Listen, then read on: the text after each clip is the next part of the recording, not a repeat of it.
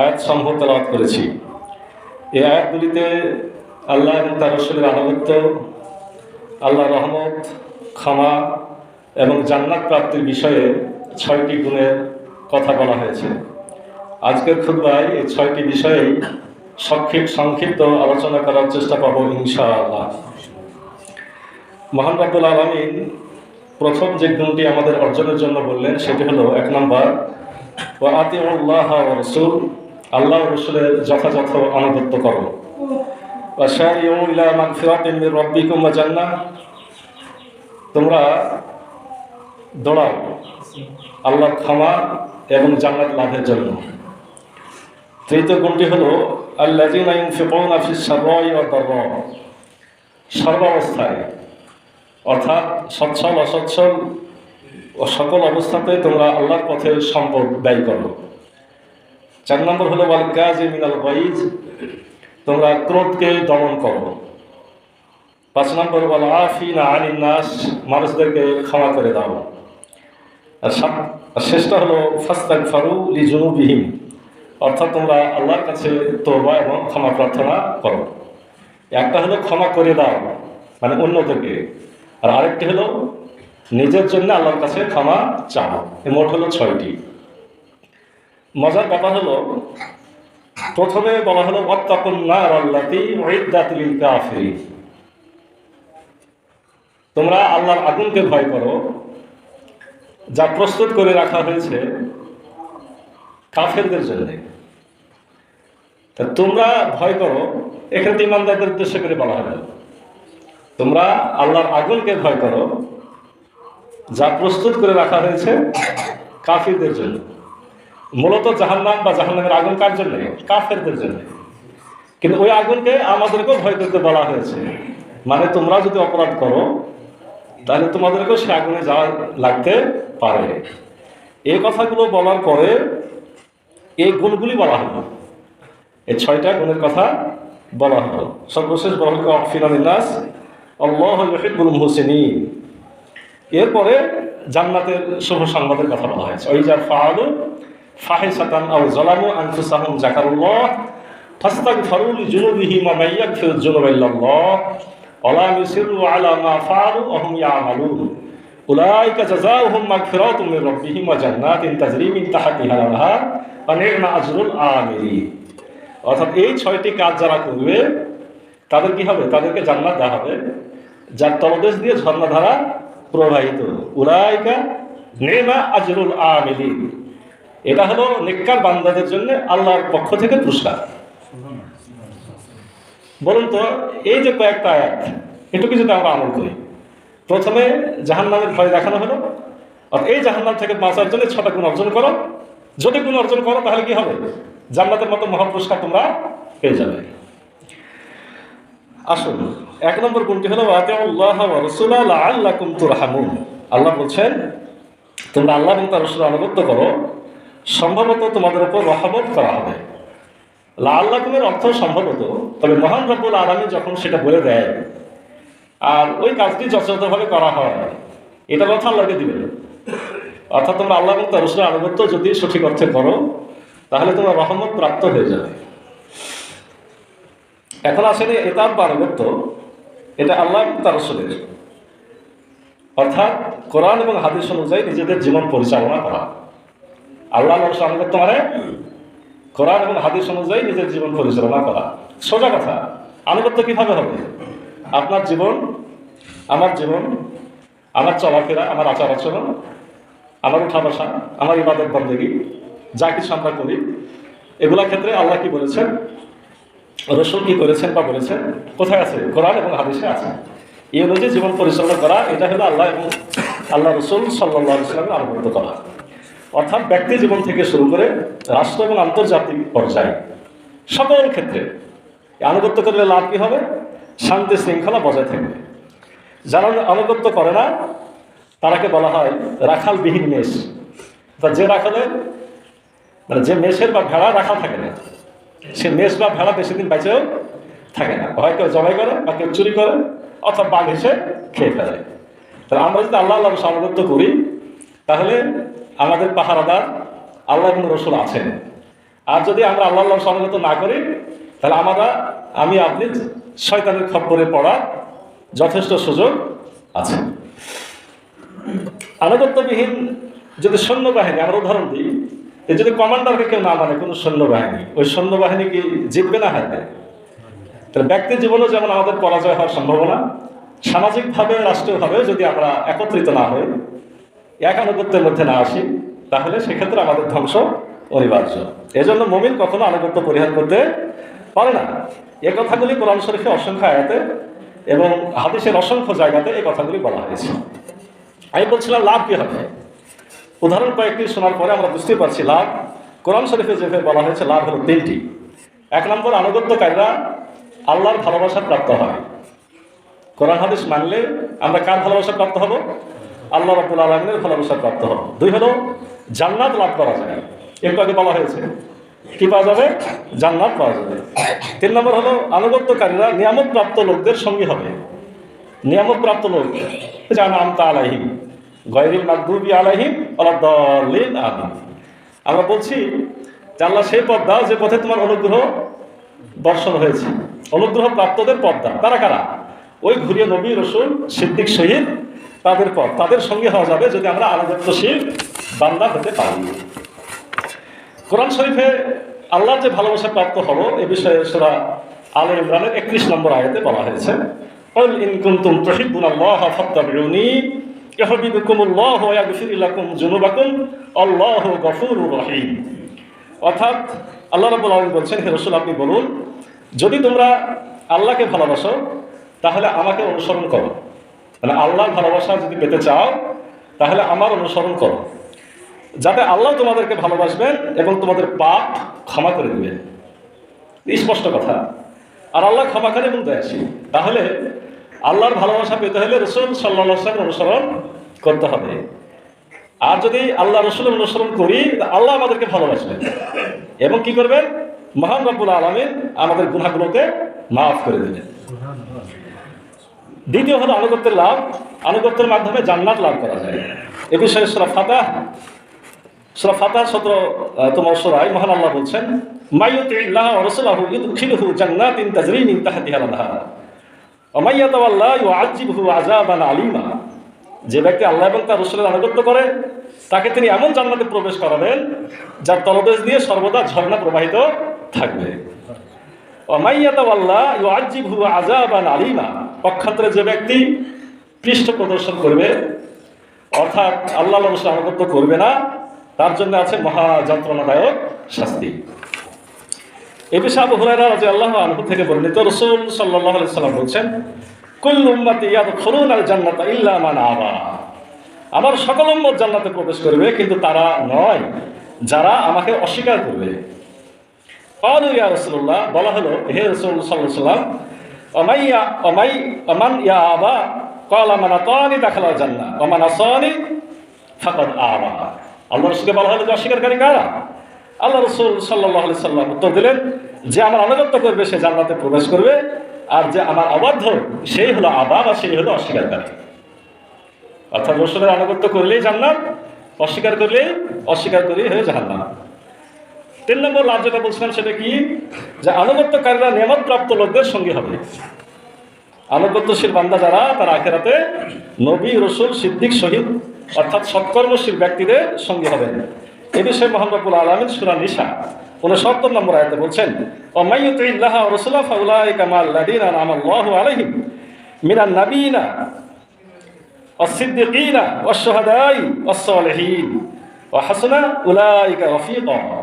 আর যে কেউ আল্লাহর হুকুম এবং তার রাসূলের হুকুম মান্য করে সে তাদের সঙ্গী হবে যাদের প্রতি আল্লাহ নিয়ামত দান করেছেন। তারা কারা?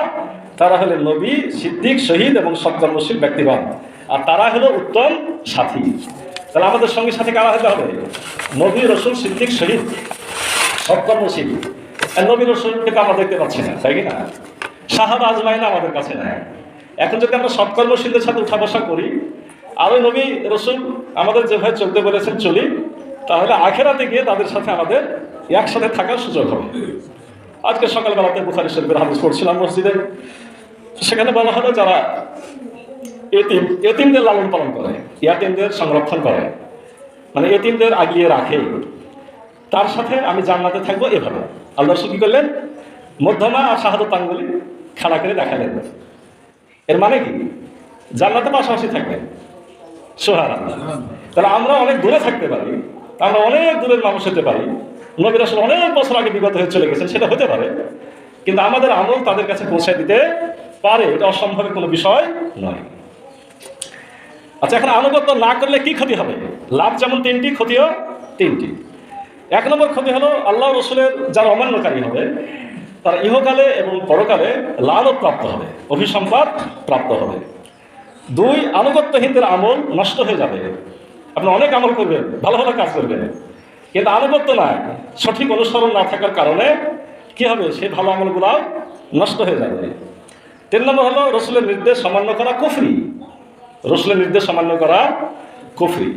আমি এর আগে আপনাদের বলেছি কি বলি নাই আমার মনে নাই, সেটা হলো যে রসুল সাল্লাল্লাহু আলাইহি সাল্লামের যেগুলোকে সুন্নাত মনে করি, সেগুলো মনে করি যে করলে নেকি, না করলে গুনাহ নাই, করলে লাভ, না করলে লস নাই।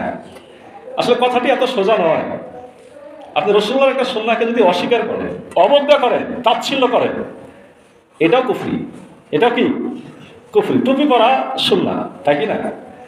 আপনি মনে করলেন যে ধর তোর টুপিগুলো পাক মেরে ফেলে আবার পা দিয়ে ধরে দিলেন, মানে এত রসুল্লাহর সুন্নাহটাকে অবজ্ঞা করলেন, আপনি কুফরি করলেন। এই কারণে আপনাকে জাহান্নামে যেতে হতে পারে, কোনো সন্দেহ নাই। তাহলে আসলে রসুল সাল্লাল্লাহু আলাইহি ওয়াসাল্লামের নির্দেশ অমান্য করাটাও কি কুফরি। রসুলের কোনো নির্দেশ আল্লাহর নির্দেশের বাইরে ছিল না, কারণ মহান রব্বুল আলামিন বলছেন তিনি যদি আমার হুকুমের বাইরে কিছু করতেন আমি নিজে তার কণ্ঠনালী কেটে ফেলে দিতাম। সুবহানাল্লাহ। তো রসুল বাইরে কিছু বলার সুযোগ নাই। কিছু ঘটতে গেলে বা ঘটলে কে? মহান রব্বুল আলামিন নিজে সেটা সংশোধন সাথে সাথে করে দিয়েছেন।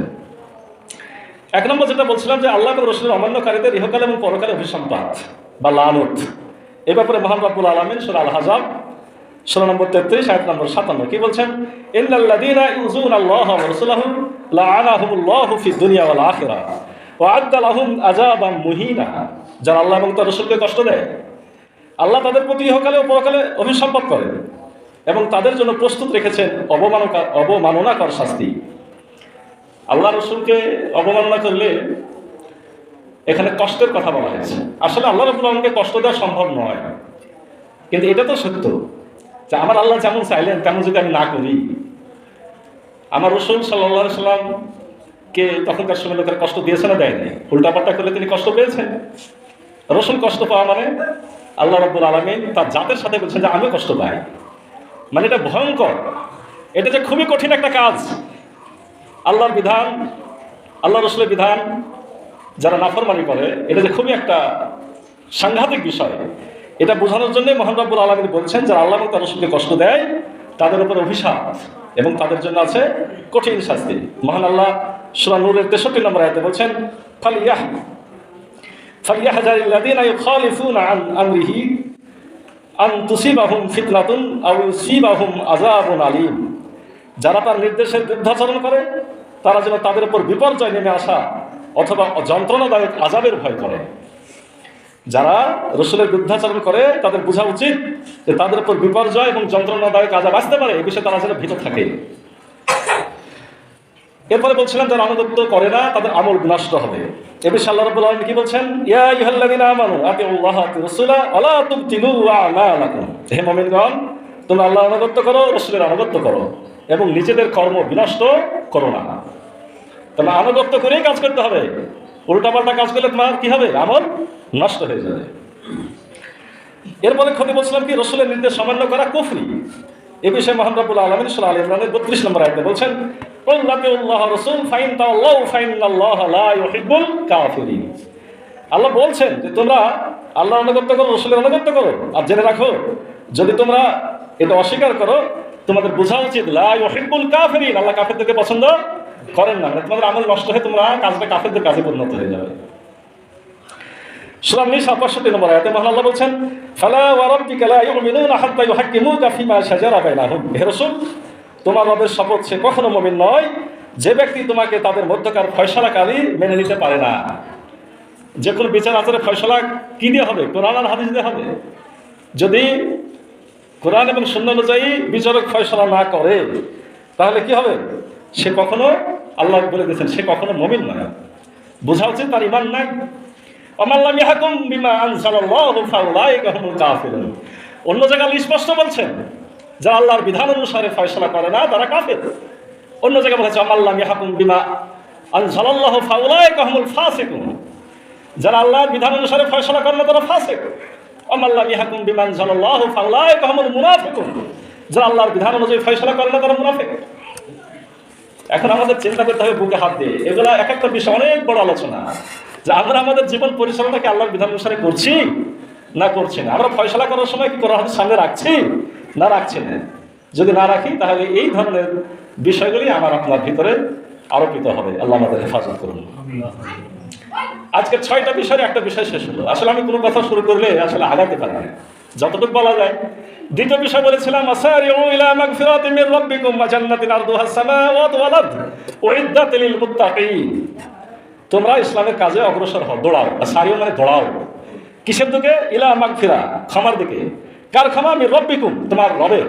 ওয়া জান্নাহ, এবং জান্নাতের দিকে দৌড়াও। আরদুহাস সামাওয়াতু ওয়াল আরদ, যার বিস্তৃতি আসমান এবং জমিনের সমান। উইদ্দাত লিল মুত্তাকিন, যেটা প্রস্তুত করে রাখা হয়েছে মুত্তাকিদের জন্য। ওখানে বলে আসলাম উইদ্দাত লিল কাফিরিন, জাহান্নাম তৈরি করা হয়েছে কার জন্য? কাফেরদের জন্য। জান্নাত তৈরি করে রাখা হয়েছে মুত্তাকিদের জন্য। দৌড়াইতে বলা হয়েছে, দৌড়াও। এটা হলো সূরা আলে ইমরানের 133 নম্বর আয়াত। আর আরেক জায়গাতে অর্থাৎ সূরা ওয়াকিয়াতে বলা হয়েছে ওয়াসাবিকুন, সূরা হাদীদে বলা হয়েছে সাবিকুন, সূরা জারিয়াতে বলা হয়েছে ফাফিরু। আমি 3টি আয়াত নিয়ে অনেক বছর আগে এটা একসাথে করে লেখাপড়া করেছিলাম। আমার মাথায় যেটা ঢুকেছিল, সারিও মানে দৌড়াও, আর সাবিকু মানে এটা হলো অন্যকে পরাজিত করে দৌড়াও, মানে অন্যের থেকে বেশি অগ্রসর হবে। মানে একটা হলো খালি দৌড়াও জান্নাত পাওয়ার জন্য আর ক্ষমা পাওয়ার জন্য, আর সাবিকু হলো আরেকজনকে পরাজিত করে দাও দৌড়াইতে দৌড়াইতে। আর আরেকটা হলো ফাফিরু, এটা হচ্ছে সূরা জারিয়াত 49 নম্বর আয়াত। ওখানে বলা হয়েছে ফাফিরু মানে আমাদের বাংলাদেশের ভাষায় ছিটছিড়িয়ে দৌড় মারো, মানে কে কোথায় আছে দেখা দেখি না। আমি আরেকজনকে যে পরাজিত করি সেটা দেখার দরকার নাই, কে কোথায় থাকলে আমার জানা দরকার না, আমাকে একেবারে আমার মতো ছুটতেই থাকতে হবে, তাকাতাকির সুযোগ নাই। এটা হচ্ছে ফাফিরু। মহান রব্বুল আলামিন আমাদের আদর করে ভালোবেসে এই সমস্ত শব্দগুলো ব্যবহার করেছেন, যাতে আমরা খুব বেশি ঈমান আমলে অগ্রসর হতে পারি। এই যে তোমরা প্রতিযোগিতা করে পালনকর্তার ক্ষমা এবং জান্নাতের দিকে ছুটে যাও, যে জান্নাত আসমান এবং জমিনের সমান, এই বিষয়টি তাফসিরে অনেকগুলো পয়েন্ট বলা হয়েছে। যেমন ইবনে আব্বাস রাদিয়াল্লাহু আনহু বলছেন ওয়াসারিউ ইলা মাগফিরাতিন মির রাব্বিকুম ওয়া জান্নাহ, এর অর্থ হলো তোমরা ইসলামের কাজের দিকে ধাবিত হও। সোজা কথা। ইকরামা রাহিমাহুল্লাহ বলছেন এর অর্থ হবে তোমরা তওবার দিকে ধাবিত হও, মানে তওবা করার জন্য ছোট। হযরত আনাস ইবনে মালিক রাদিয়াল্লাহু আনহু বলছেন এর দ্বারা সালাতের তাকবীরে উলার প্রতি ইঙ্গিত করা হয়েছে, মানে নামাজের সবার আগে হাজির হও। হুজুর যেমন প্রথম আল্লাহু আকবার বলবে, যাতে কমপক্ষে তুমি সে আল্লাহু আকবারটা কি ধরতে পারো। উমামা রাদিয়াল্লাহু আনহা বলছেন এর অর্থ হলো তোমরা নৈরাশ্যকর বার্ধক্য আসার আগে আমলের ব্যাপারে তৎপর হও, মানে শরীর ফুরায় যাবে, শক্তি হারায় যাবে, তার আগে আমলগুলা কি করো, আমলগুলা করে শেষ করে দাও। এ হলো তাফসীরের কথা। এ বিষয়ে যদি আমরা সংক্ষেপ টানি তাহলে কি হবে? 1 নম্বর হলো আমরা মসজিদের সালাতে শামিল হব কি প্রথম কাতারে তাকবীরুল্লাহর সাথে।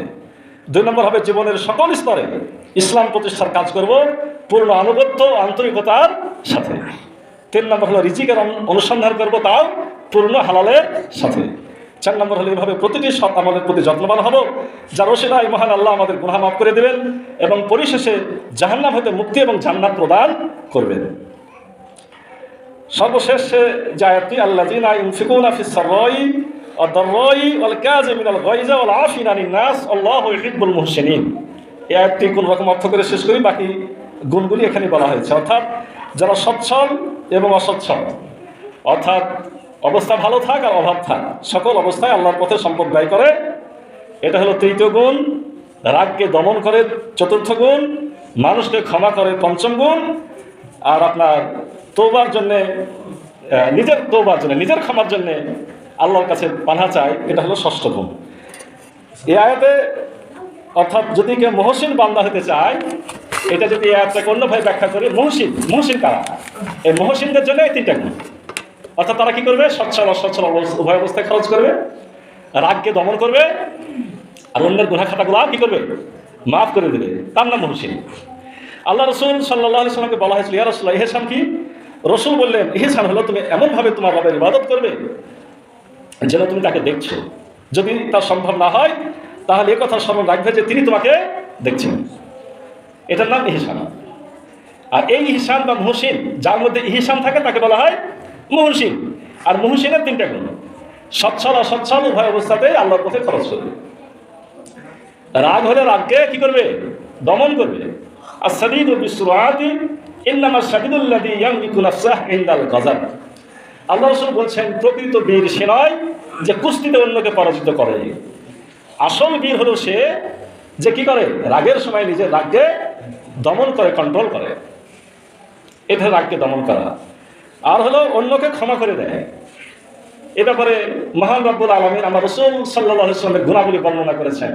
যতদূর সম্ভব সূরা আলে ইমরান 160 নম্বর আয়াত, ফাবিমা রাহমাতিন মিনাল্লাহ লিনতা লাহুম ওয়ালাউ কুনতা ফাজ্জান গালিযাল কলব লান ফাজ্জু মিন হাওলিক ফাফু আনহুম আস্তাগফির লাহুম আশাবিরহুম ফিল আমর ফাইজা আযামতা ফাতাওয়াক্কাল আলাল্লাহ ইন্নাল্লাহা ইউহিব্বুল মুতাওয়াক্কিলিন। অর্থাৎ আল্লাহ রাব্বুল আলামিন বলছেন, হে রাসূল, তোমার অন্তরটা আমি খুব দয়ালু রহম দিলের মানুষ তোমাকে বানিয়েছি। ওয়ালাউ কুনতা ফাজ্জান গালিযাল কলব, যদি তোমার অন্তরটা শক্ত হতো, কঠিন হতো, লান ফাজ্জু মিন হাওলিক, মানুষেরা তোমার কাছ থেকে দূরে সরে যেত। ফাফু আনহুম, অতএব তাদেরকে মাফ করে দাও। আস্তাগফির লাহুম, শুধু মাফ না, তাদের জন্য আবার ক্ষমাও চাও। এটা একটা পদ্ধতি। আপনার কাছে কাছে মাফ চাই, আপনি প্রথমে নিজে মাফ করবেন, করার পরে আল্লাহকে বলবেন যে আল্লাহ তুমি তাকে মাফ করে দাও। এটার নামে একটা হচ্ছে ফাফু আনহুম, তাদের মাফ করে দাও। আস্তাগফির লাহুম, এবং তাদের জন্য আল্লাহর কাছে ক্ষমাও চাও।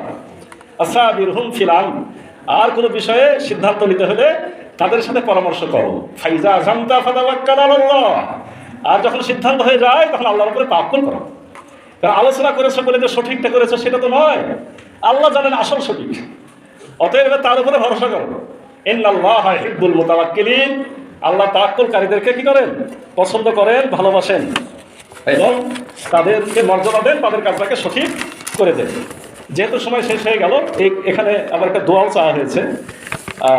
আমরা আজকের এই 6টা আয়াত থেকে যে শিক্ষাটা পেলাম, 1 নম্বর শিক্ষা, জীবনের সর্বক্ষেত্রে আল্লাহ এবং রসুলের পূর্ণ আনুগত্য করতে হবে। এবং আল্লাহ রসুলের পূর্ণ আনুগত্য করাটা প্রত্যেক মুমিনের জন্য ফরজ, অবশ্যই কর্তব্য। রসুল সাল্লাল্লাহু আলাইহি ওয়াসাল্লাম অনুসরণ মূলত আল্লাহর নির্দেশেরই অনুসরণ, সুতরাং তাকে অমান্য করা কুফরি। এটা আজকে স্পষ্ট হয়েছে কি না? রসুলকে অমান্য করাটাও কি কুফরি। অর্থাৎ কোরআন সুন্নাহর বিপরীত ফয়সালা করাটাও কুফরি। আল্লাহ রসুল আনুগত্য করতে হবে, রসুলকে অমান্য করলেও কুফরি, আল্লাহ অমান্য করলেও কুফরি। ঠিক একইভাবে যে কোনো বিষয়ে ফয়সালা করব, যদি সে ফয়সালা আল্লাহ এবং রসুলের সুন্নাহর বিপরীত হয়, সেটাও কি কুফরি। এই জায়গাটা আমাদের সমস্যা আছে। ব্যক্তি জীবনে অনেকে চিন্তা করি, তো সামাজিক, রাষ্ট্রীয়, আন্তর্জাতিক ক্ষেত্রে আমাদের মাথাটা কাজ করে না, সেটাও কুফরি, মাথাতে রাখতে হবে।